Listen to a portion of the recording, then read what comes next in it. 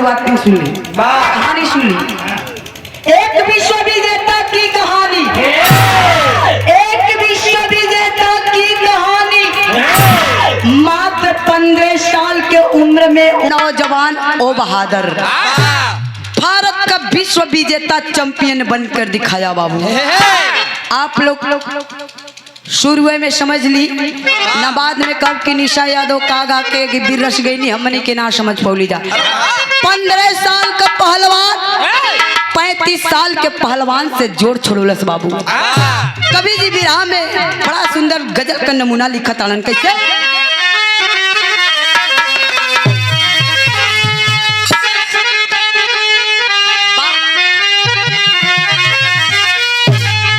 अरे लेते ही नाम खोजा का तूफान हट गया,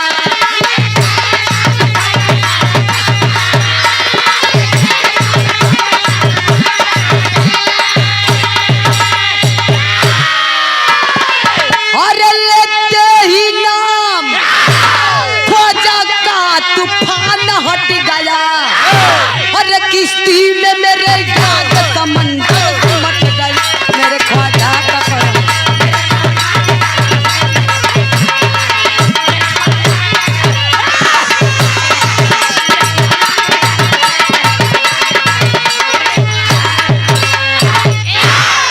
लेकिन कवि जी भाव का लाइन बड़ा सुंदर लिखा ताड़न। अरे चट्टान चटक जाए सिंह के दहाड़ से,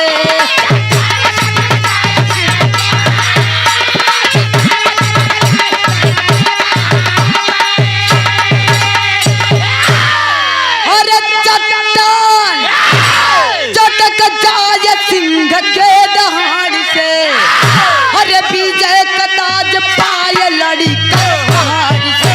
अरे वो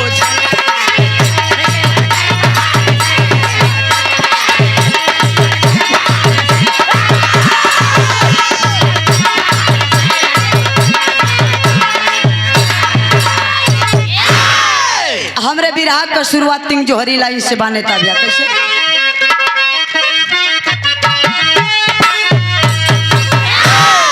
हो जज्बा अगर जिगर में,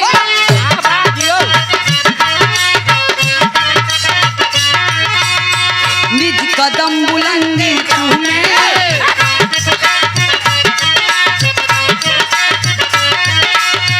इतिहास का पन्ना पन्ना स्वागत में है तपोभूमि ऋषियों की,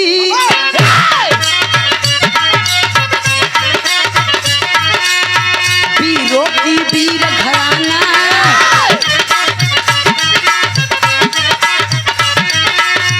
पराधीन था भारत को रोका रहा जमाना।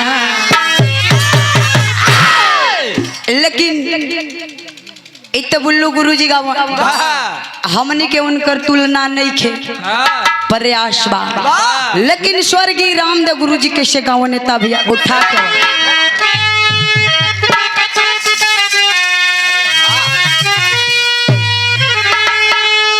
अरे मोटी में अमृत सर के जन्म वीर बहादुर, दुनिया में सोहब पाए याद करता यादर 1872 22 मई की बेला आईने में भारत माँ के पहलवान देश का खेला।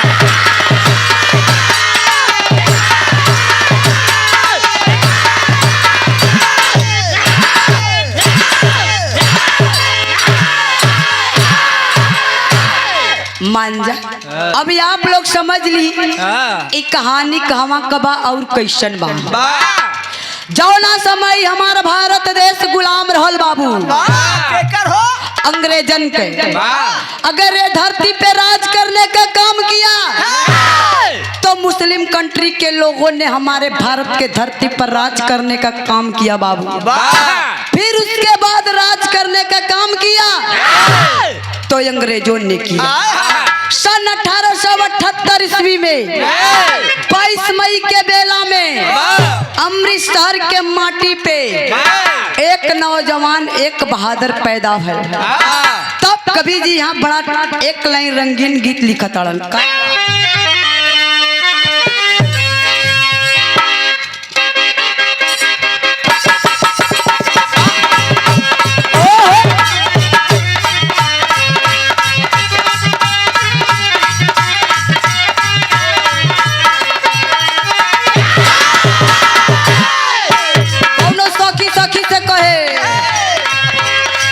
पानी भर लायो कपकोल नई के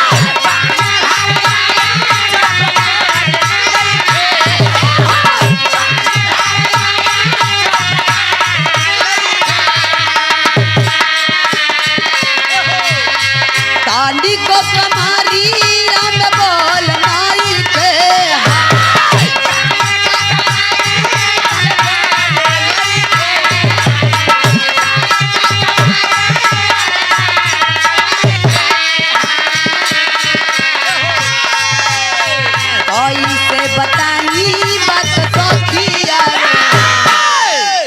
पियावा डट तनौल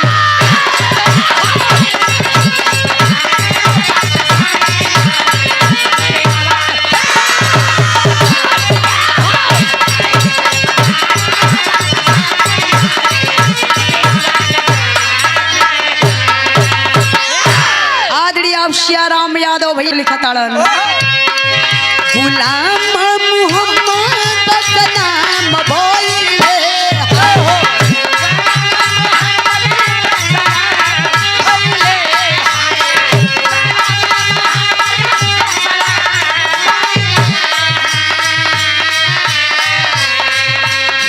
छबई बही से कललान भइले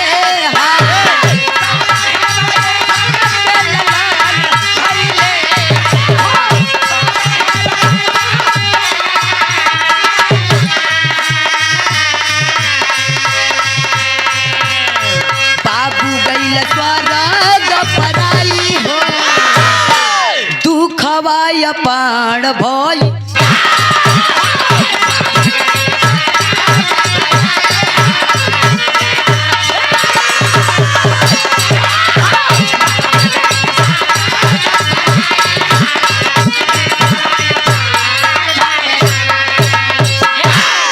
भैया हो जब वो लड़का 6 साल का भइल बाबू छोड़ के चल गई पैदा होते ही माइयो चल गई वो लड़का पर से गुलाम मोहम्मद बख्श पर से माई के बाबू के दोनों का साया खत्म हो गया। आगे कभी जी लिखा तड़न का नाना पहलवान नानी ओ तला बढ़ावे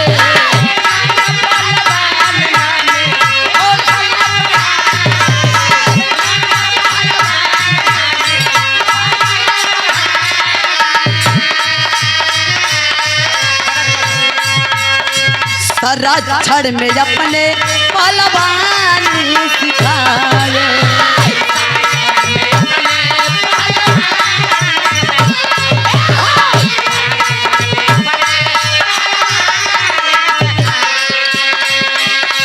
धीरे धीरे बाबू अतयान भइले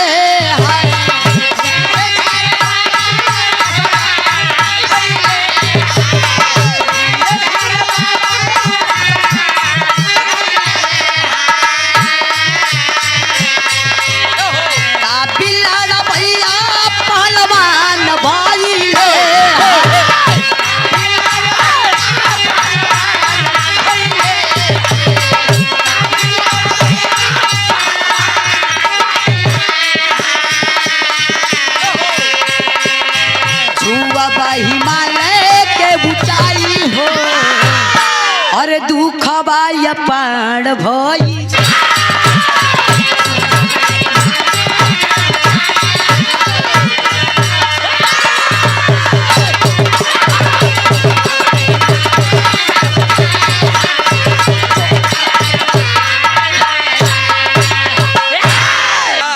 ए भैया हो खूब बढ़िया से 3-4 साल तक उन लड़िका का नाना अपने घरे ले आए के और लड़िका के काबिल पहलवान बनाए दिहले। रियाज पानी कराए के जब काबिल पहलवान बना दिहले तो कैले का नामवे चेंज कर दिहले। नाम का रखले गामा पहलवान। तब बिरहा में गीत बा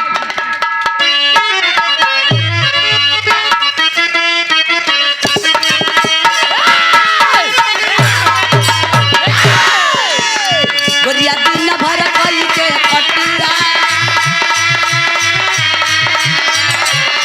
गोरिया दिन भर कई के कटिया लेके सजमा का सिलवटिया लगन पीछे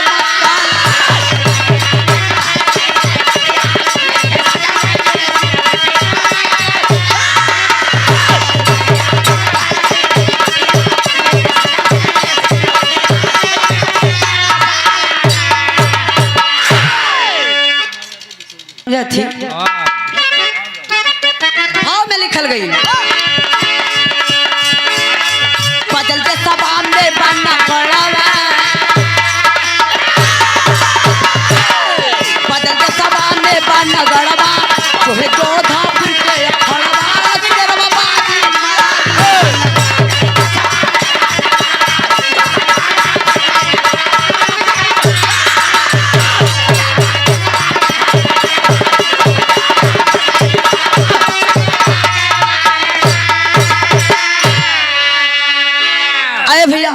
जब जोधपुर के पावन प्रांगण में अंतर्राष्ट्रीय प्रतियोगिता का आरक्षण यानी कुश्ती दंगल रखल गई तब भारत के कोने कोने से पहलवान है ना वो कुश्ती दंगल करावल कब गई।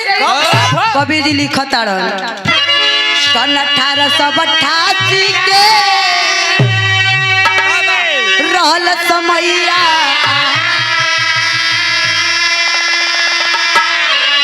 देश देश से पहलवान आए महावीर बिकेराला तो सूरिमा हट नहीं सकती रणभूमि मैदान से। अरे सूरिमा हट नहीं सकती रणभूमि मैदान से और दानी चुक नहीं सकता धरती पे दान से। अरे महिमा घट नहीं सकती शिव के कवे को बैठ जाने से और शेर डर नहीं सकता सियार को भेद। अरे भैया हो अखाड़े पर तमाम पहलवानी ना देखा ही रोज वाला बिरहा नहीं खे तेरे हिसाब से। हाँ तनी आज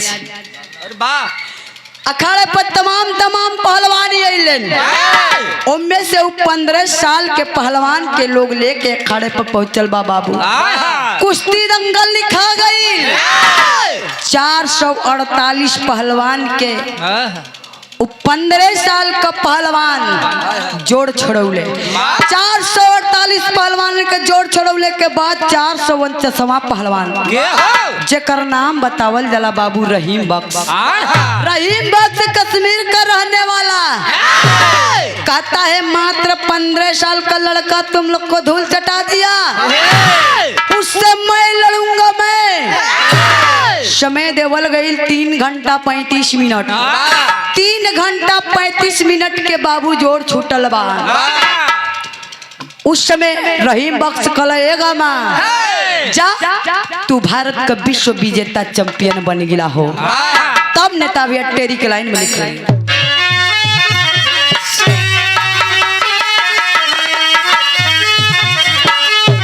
अरे सोहरत की सगरो लाली छा गई, अरे सोहरत की सगरो लाली छा गई लहरे झंडा गगन में पग विजय करता।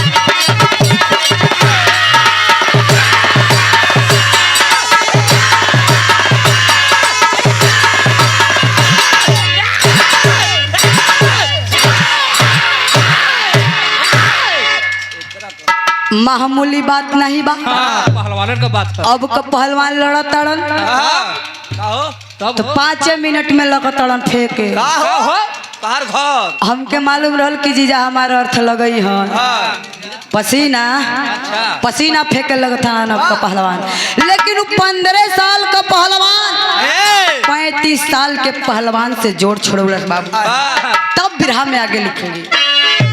लास्ट गीत बा।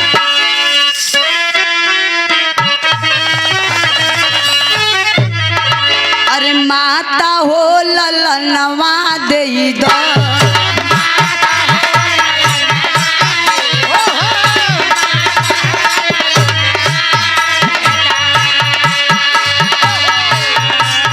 बहिनी हो बिरनवा देई दो,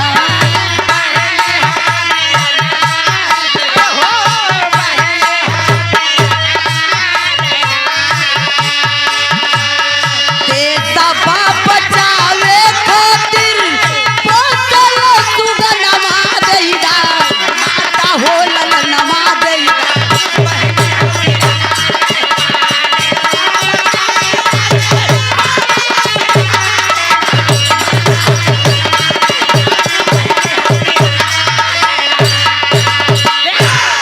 आदरणीय बाबू के ओर से सादर 100 रुपए का आशीर्वाद बा, बाबू के प्रणाम, सकल पंच के प्रणाम हो। लेकिन भाव के लाइन में लिखल गई,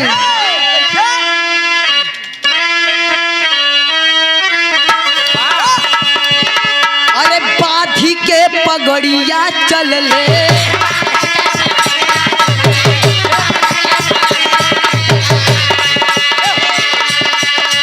लंदन के सहरिया चल ले,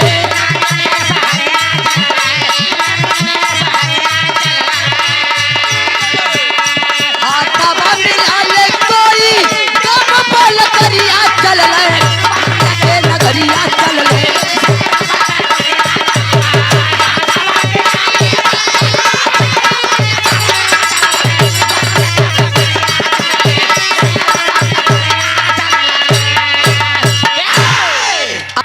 तब आगे लिखेंगे,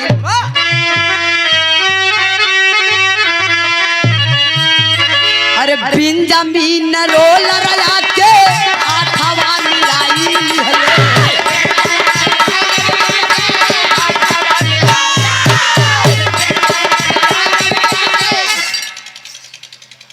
आराम सकल पंच के प्रणाम हो।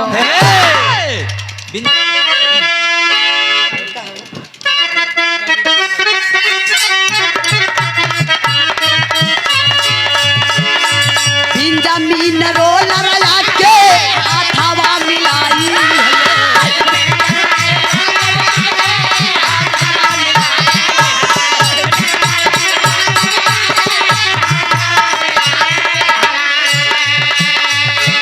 अरे तुरंत पटक के गामा धरती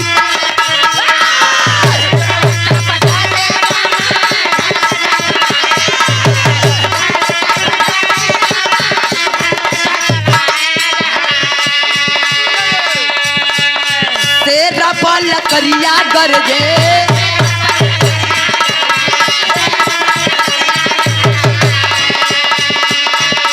लंदन के सहरिया गरजे,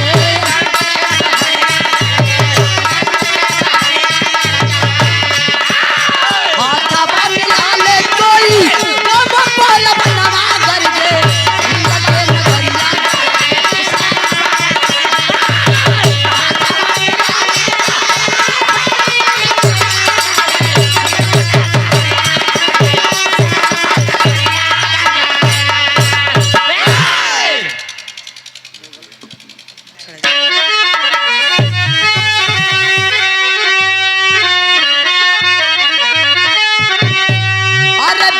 विजय का सोहे सर पे ताजना जबास के रवा, अरे विश्व विजय का सोहे सर पे ताजना जबास के रवा, अजय कर कृति काबे दुनिया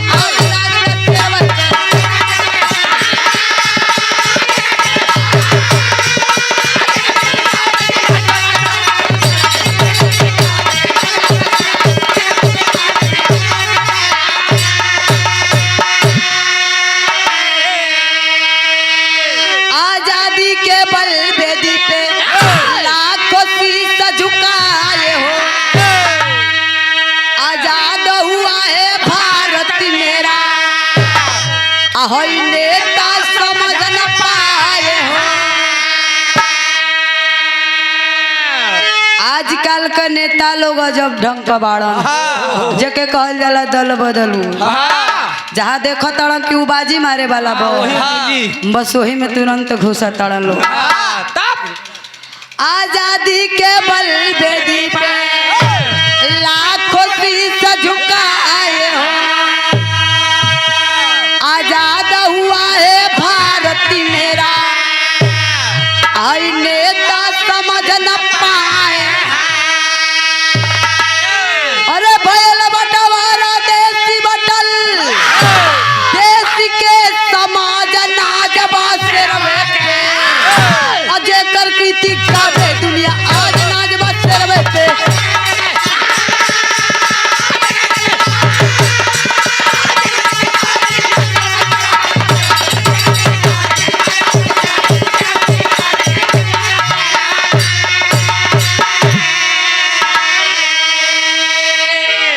भैया हमारा देश हमारा समाज सब बट गल। आला के लाइन में परिमाण लिखल गिल का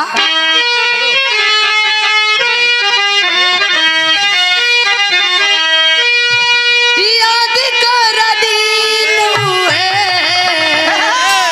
बट रहे देशवा, अब बट गईल देखा भाईचारा का।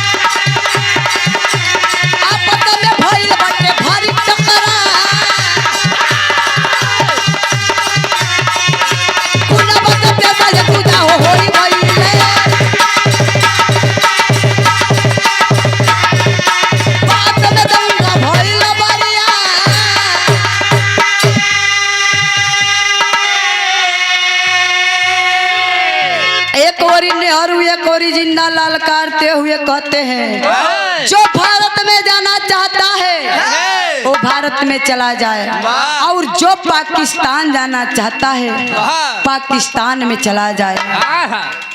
तब यहाँ खड़ी के भाव में लिखे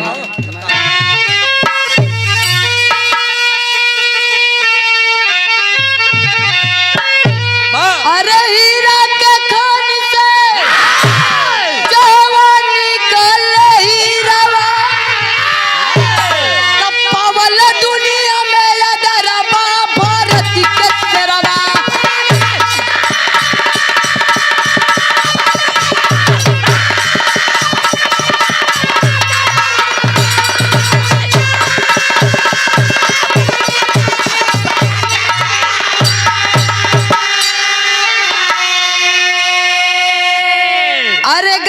पहलवान अजय हो गई बसुदा के करिया में हकीकत सोई गई।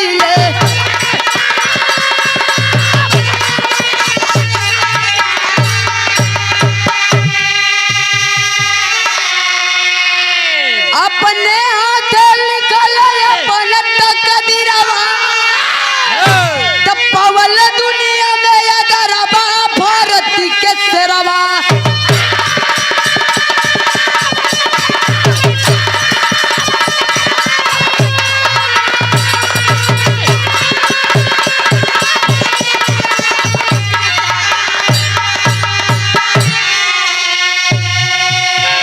अरे भैया यही रही हमारा बिरहा और यही रही गामा पहलवान का गाथा। आखिरी लाइन में लिखल गिल का